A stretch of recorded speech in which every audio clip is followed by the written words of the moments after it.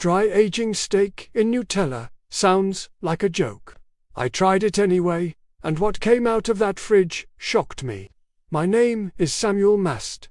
I farmed 200 acres of Amish land in Millersburg, Ohio for 30 years. We raised our own cattle. We aged our own beef, the old way, with salt and cold air. We never bought a gimmick or a trend. Not once in 30 years. I left my community and started seeing things online I never imagined. Videos of people aging steak in chocolate spread.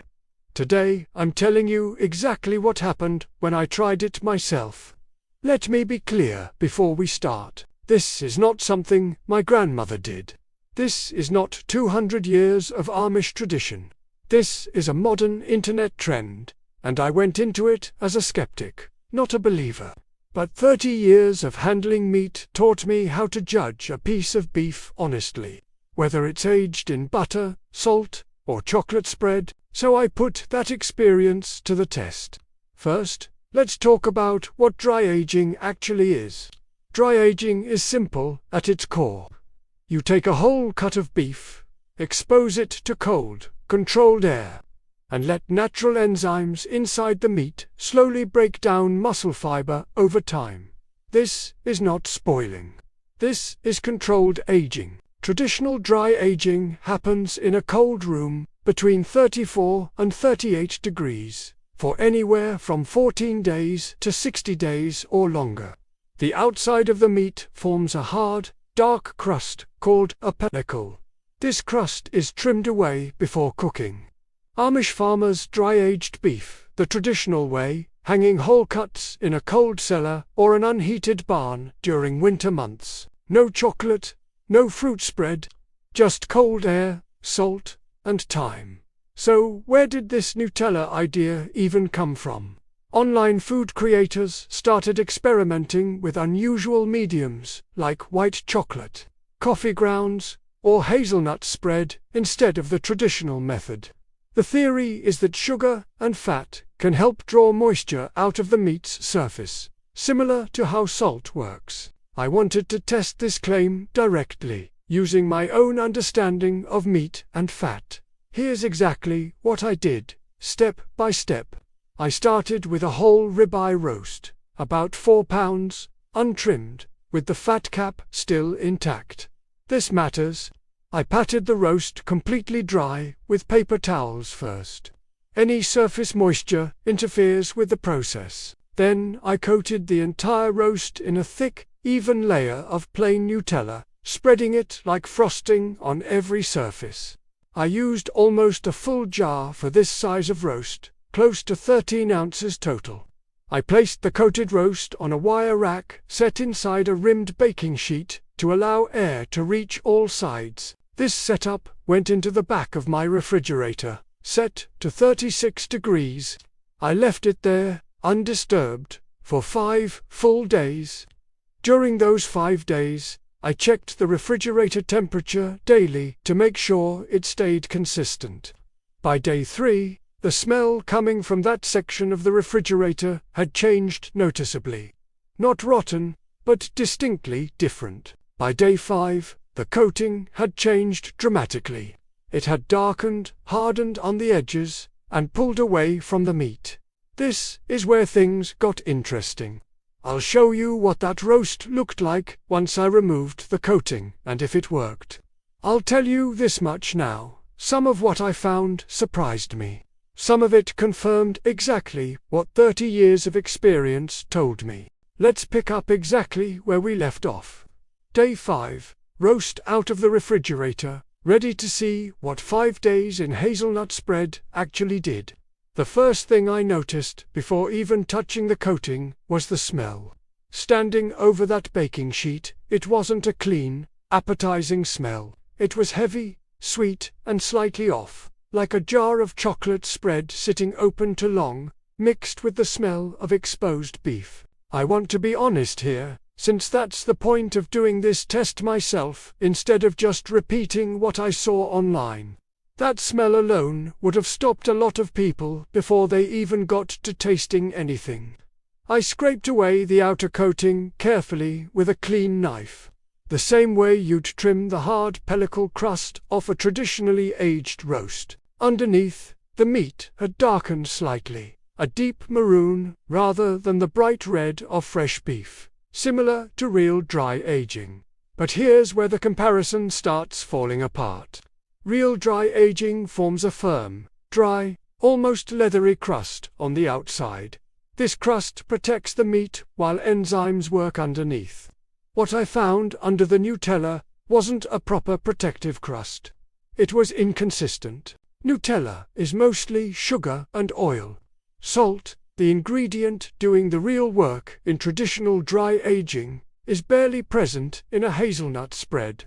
Without meaningful salt content, there's far less pulling of surface moisture happening compared to real aging methods. I trimmed away everything affected by the coating, roughly a 1/4-inch layer around the entire roast. What remained was noticeably smaller. Now, the real test. I cut a 2-inch steak from the center and prepared it exactly the way I taught in my previous video. Room temperature rest, dry salt, hot cast iron sear, butter based in the final minutes, then a full rest before cutting. The moment that steak hit the hot pan, it browned faster than a normal steak would. Sugar caramelizes at a lower temperature than beef protein. I had to pull the steak earlier to avoid burning. A normal ribeye needs 4 minutes per side. This needed closer to 3. After resting, I cut into it. Visually, the inside looked like a normal, well-cooked ribeye. Pink center, normal juice pooling on the board. The first bite had a faint sweetness to it, noticeably different from any steak I've cooked in 30 years. Underneath that sweetness, the beef flavor itself was slightly muted compared to a properly aged or even fresh cut. Salt concentrates the natural beef flavor as moisture leaves. Without meaningful salt content, that flavor concentration never fully happened here. As for tenderness, I did not notice a meaningful difference. 5 days is simply too short for the natural enzyme breakdown. Traditional dry aging needs a minimum of 14 days before tenderness improvements become noticeable. Coating a roast in Nutella changes the surface and adds a distinct sweetness, but it does not replicate what real dry aging accomplishes. It doesn't provide meaningful tenderizing or concentrate flavor. What it creates is closer to a strange, sweet crust experiment. These videos get presented as a genuine alternative, when it's actually just a novelty coating that sits in a refrigerator. The result is unusual and interesting out of curiosity, but not better than methods proven for generations. In the next part, I'll show you what real dry aging looks like, the way it was done on Amish farms for 200 years. You will see the clear difference between an internet trend and a method that actually works. Let's talk about real dry aging now. The method that's actually stood the test of 200 years. So the difference between tradition and internet trend becomes completely clear. Amish farmers dry-aged beef using 3 things only: cold temperature, controlled airflow, and salt. Nothing sweet, nothing sticky, nothing you'd find in a desert aisle. Just the basics, applied with patience and consistency. The temperature range matters more than almost anything else in this process. Beef needs to age between 34 and 38 degrees. Below 32, the meat freezes and enzyme activity stops completely, wasting the entire point of aging. Above 40 degrees, bacteria grow too fast, and the meat spoils instead of aging properly. Amish farms in winter had a natural advantage here. An unheated section of a barn, or a stone cellar dug into the ground, sits naturally in this exact temperature range during the coldest months. This is why traditional dry aging almost always happened between November and February, when nature provided the right conditions for free. Airflow is the second requirement, and this is where a lot of home attempts fail completely. Whether using salt or Nutella, Meat needs air moving gently around every surface, not sitting in a sealed container or wrapped tightly in plastic. Stagnant air traps moisture against the meat, encouraging mold and bacteria instead of the slow, safe enzyme breakdown you actually want. Amish farmers hung whole cuts from hooks in the cellar or barn rafters, giving air full access to every side. If hanging isn't possible, a wire rack, elevated on a baking sheet inside a refrigerator, recreates this same airflow principle. A small fan placed nearby, running continuously on low, improves this even further, circulating air gently. Salt is the third piece, and it's the ingredient doing the real work that people online seem to overlook. Salt draws moisture out of the meat's surface through basic osmosis, the same principle used in curing bacon. As moisture leaves, the outer layer dries and hardens into that dark crust called the pepperkel. This crust is not wasted meat. It's a protective barrier, sealing in the meat underneath, while enzymes work slowly. For a proper dry age, rub the entire surface of a whole roast with coarse kosher salt. Use a generous, visible layer. This isn't seasoning for flavor at this stage. This is functional salt, meant to actively pull moisture. Place the salted roast on a wire rack, uncovered completely, inside the coldest part of a dedicated refrigerator. Now, the real difference between this method and what I tried with Nutella time, 14 days is the minimum for any noticeable effect. 21 days produces a moderate improvement. 30 days and beyond produces the deep, complex flavor associated with high-end, steakhouse, dry-aged beef. During this entire period, the roast is checked, not touched. Look at it daily if you want, checking for any unusual color, but the meat itself should not be handled. Amish farmers understood this instinctively. Interference slows the process. After the aging period ends, trim away the entire hardened outer crust with a sharp knife. This reveals tender, darkened beef underneath with a noticeably different smell, deeper and slightly nutty. What's left after trimming has genuinely changed at a structural level. The natural enzymes have broken down tough connective tissue. This flavor cannot be replicated by adding an ingredient on top. It comes entirely from time and moisture loss working together. The Nutella experiment changed the surface. Real dry aging changes the entire structure of the meat over 3 or more weeks. If you want genuine results, skip the chocolate spread. Buy a large cut, salt it properly, and give it real time. In the next part, I'll cover how to set up your own home dry aging space correctly, so you can try this the right way. Let's talk about setting up a real dry aging space at home, since I promised to walk you through this properly instead of leaving you to guess. You do not need a commercial dry aging cabinet. Those units sell for several $100s, sometimes over $1,000. That simply is not true. Amish farmers had no cabinet at all, just a cold cellar and patience. The simplest home setup uses a spare refrigerator, the kind many households already have, sitting in a garage or basement. Set that spare refrigerator to 36 degrees, right in the middle of the safe aging range. Most refrigerators have some temperature drift, so aim for the middle of your safe window rather than the edge. Buy a simple refrigerator thermometer and place it on the shelf next to where the meat will sit. Do not trust the built-in dial alone. For airflow, a small computer fan or a compact clip fan, mounted inside the refrigerator and left running continuously. This fan recreates the gentle air movement Amish cellars had naturally from drafts and temperature differences. This fan needs to run the entire aging period without stopping. Most small fans draw very little power. For humidity control, place a shallow bowl of water on the lowest shelf, away from direct airflow from the fan. Check this bowl every few days and refill it as needed. since it will slowly evaporate as it does its job. For the wire rack setup, any oven-safe cooling rack works fine, elevated slightly to keep the meat from touching the shelf.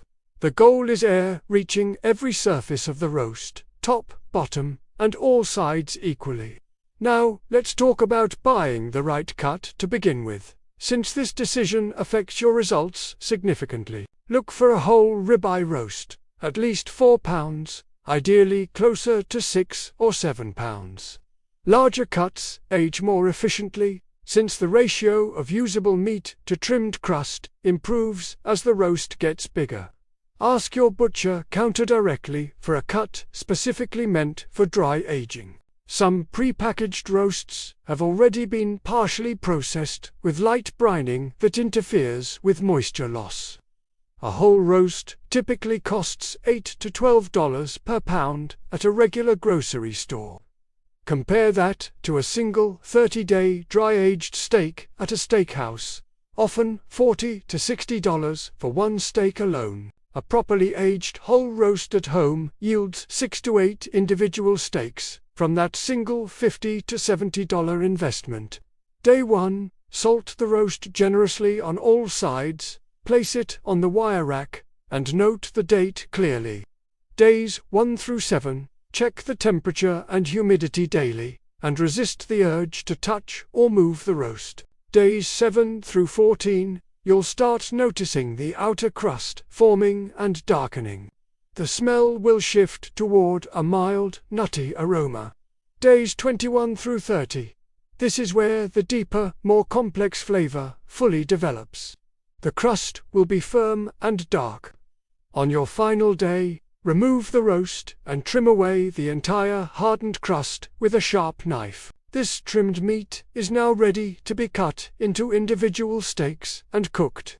If you notice green or black mold, or a smell that's sharply rotten, discard the roast entirely. Real dry aging has a specific appearance and smell, and trusting your senses matters as much as following any temperature number. This entire home setup costs under $50 total if you're starting from scratch, and every piece gets reused. This is a one-time investment, not a recurring cost. Enjoy your restaurant-quality steaks at home. Here is everything laid out clearly, comparing what I actually learned from both experiments, so you know exactly what works and what doesn't. The Nutella experiment, 5 days, under $15 in ingredients. Result: a strange, sweet crust, inconsistent moisture loss, and faster browning during cooking. A noticeable sugary taste layered over the beef, and no meaningful tenderizing effect. Interesting as a novelty, but not a real aging method. Not something I'd recommend doing with a good cut of meat you actually care about eating well. Real dry aging, 14 to 30 days minimum. Under $70 total, including the roast itself. Result: genuine structural tenderizing from natural enzyme activity, deep concentrated beef flavor, and a nutty aged quality that develops only through time. 6 to 8 steaks from one investment. This is not a trend. This is 200 years of proof sitting behind it. Real transformation in food almost always comes from time and basic, functional ingredients, not from a novelty coating chasing views online. Salt pulls moisture for a reason, rooted in simple chemistry. Cold air preserves for a reason. These are not internet tricks. They are principles that worked long before anyone had a camera pointed at their refrigerator. I understand why these unusual experiments get attention. They're strange, they're visually interesting, and curiosity is a natural thing. I went into this one with that same curiosity myself, genuinely unsure what I'd find until I cut into that trimmed roast. That's why I did the test myself, instead of just repeating a claim I hadn't checked. But curiosity and genuine improvement are different. A viral video showing a dramatic before and after doesn't always mean the process behind it actually works the way it's presented. If you want to genuinely try dry aging at home, use the method from Part 4, a spare refrigerator, a thermometer, and a fan. Real patience is measured in weeks, not days. This produces results that actually reflect what restaurants charge $60 for. My grandmother judged food the same way she judged everything else on that farm. Not by how interesting something looked. A jar of Nutella never crossed her mind as a meat preservation method. After running this test, I understand why real dry aging has survived 2 centuries. Salt, cold, air, and patience do not need reinventing. They need to be remembered. No gimmick. No trend. Just the same 2 ingredients my family relied on for 200 years, still working exactly as they always did.